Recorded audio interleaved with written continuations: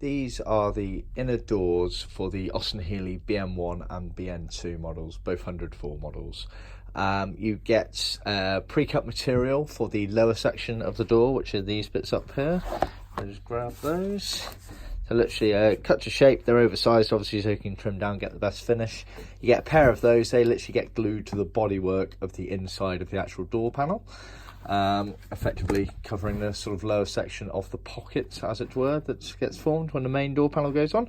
You also get a pair of the upper door inner doors, and these are millboard. They are cut on our CNC machine. They do have the fixing holes. You can just about make out the indentation.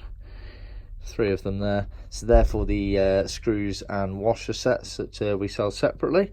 So you get a pair of those. They are cut on our CNC machine, so millimetre perfect. They get trimmed all the way around in material of your choice, originally in a vinyl or leathercloth material. A pair of those. So that is the inner door set, sold separately to the actual main door panel.